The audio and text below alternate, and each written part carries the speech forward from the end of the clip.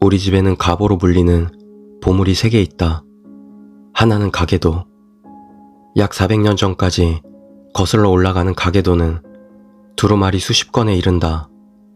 그게 오동나무 상자에 담겨 모셔지고 있다. 다른 하나는 칼이다. 옛날 선조가 무운을 세워 그 공을 기려 영주가 하사한 물건이라던가. 마지막 가보는 거울이다. 거울이라고는 해도 옛 물건이라 청동을 반짝반짝하게 닦아 거기 얼굴을 비추는 물건이다. 역사 교과서에나 나올 법한 손바닥만한 크기의 거울. 이것도 오동나무 상자에 담겨 고이 모셔두고 있다. 이 세 보물은 취급법이 정해져 있다. 가계도는 본가의 가장 말고는 상자 밖으로 꺼내서는 안 되며, 칼은 아무리 비싼 값이라고 팔아서는 안 되고, 가장이 한 달에 한 번 손질을 해야 한다. 그리고 거울은 불단에 안치하고 매일 무사한지 확인하는 것이다. 또한 거울을 본가 밖으로 가지고 나가서는 안 되고, 설령 가장이라도 상자 밖으로 꺼내면 안 된다고 한다. 그리고 지금부터 하려는 이야기는 바로 그 거울에 관한 이야기다. 그 청동 거울은 이상한 형태를 하고 있다. 육각형 바탕에 둥근 거울 부분이 겹쳐져 있다. 거울이라고는 해도 녹슬고 여기저기 상처가 나 무언가를 비추는 힘은 거의 잃었다. 하지만 두께가 2cm 정도인 것에 비해 꽤 무거워 어딘가 영험한 기운을 느끼게 하는 물건이다.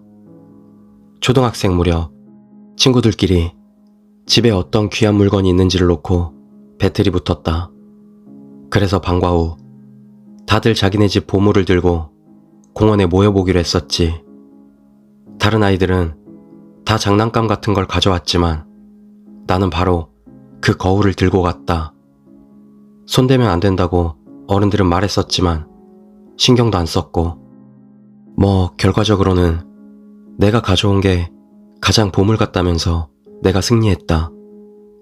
의기양양해서 집에 돌아오니 아니나 다를까 아버지가 불같이 화를 내고 계셨다. 무슨 이상한 일은 없었냐고 끈질기게 질문을 받고 엄청나게 혼난 뒤 2번 다시 손대지 않겠다고 약속했다. 나는 납득이 안 갔지만 일단 사과했다. 그 이후에는 딱히 흥미가 있는 것도 아니고 거울에 손을 댈 일은 없었다. 그리고 작년 내가 20살 생일을 맞이할 무렵 아버지가 나를 불렀다. 대학에 들어간 후 집을 떠나 자취하고 있던 나는 무슨 일일까 하며 집으로 돌아왔다. 아버지는 불단이 있는 방에 나를 불러 이야기를 시작했다. 우리 집에 전해지는 가보의 유래와 그 취급법에 관해. 원래 우리 집안은 음양도에 관련된 집이라 주로 저주받은 물건을 다뤄왔다고 한다.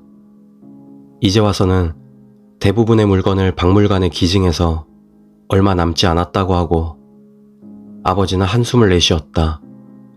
나는 고작 이런 이야기를 하려고 불렀나 싶어 투덜거리고 있었다. 마음을 놓고 있는데 갑자기 아버지가 말을 다시 시작했다. 그런데 이제부터가 중요한 이야기다. 졸음이 올락말락했지만 진지하게 들을 수밖에 없었다. 아버지는 불단에 안치되어 있는 거울이 든 상자를 테이블 위에 올려두고 이야기를 이어갔다.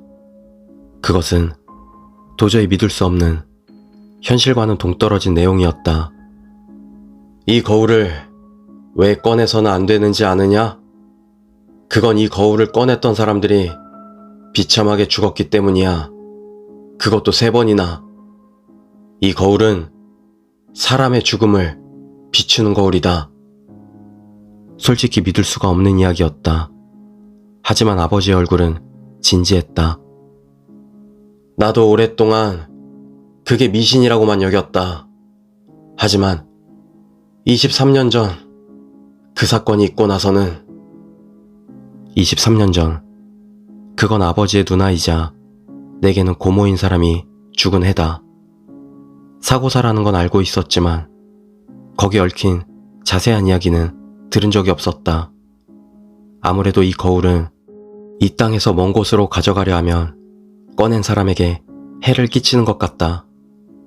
과거 이 거울을 꺼내려 했던 세 사람은 그 해를 받아 죽은 것이다. 처음은 전국시대 이시다 미츠나리의 부하였다고 한다. 하지만 그 사람은 세키가하라 전투 후 미츠나리와 함께 참수되었고 거울은 다시 집으로 돌아왔다. 두 번째는 제2차 세계대전 중 국가총동원법에 의해 온갖 쇠붙이를 걷어갈 무렵이었다. 헌병이 억지로 청동거울을 가져가려 하던 도중 할아버지의 눈앞에서 미군 전투기의 기관총 사격에 맞아 그대로 절명했다고 한다. 그리고 세 번째가 바로 우리 고모였다. 이 거울은 고모의 유품이기도 한 것이다. 고모가 살아있을 무렵에는 거울의 저주 같은 것도 다들 미신으로 여겼다고 한다. 다들 걱정도 않고 가끔 손님이 찾아올 때면 부담 없이 보여주곤 했다고 하니 아무것도 비치지 않는 골동품 거울이라면서 말이지. 하지만 추석 때 오사카에 시집갔던 고모가 돌아가기 전 세계의 가보에 인사를 하려 돌아봤다고 한다. 그리고 거울을 손에 들었을 때 자기 얼굴이 거기 비친 것을 본 것이다.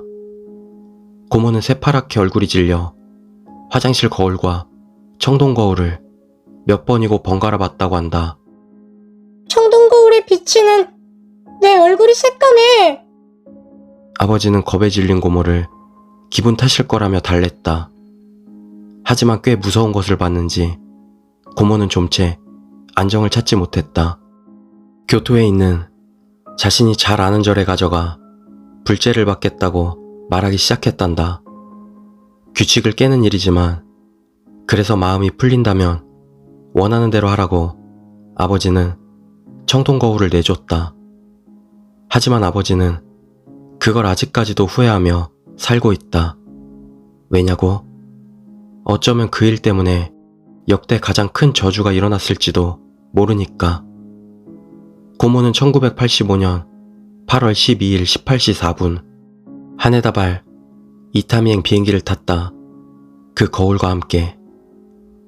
1985년 8월 12일 18시 57분경 도쿄 하네다 공항을 출발해 오사카로 향하던 비행기가 타카마가하라산 능선에 추락. 탑승 인원 524명 중 520명 사망.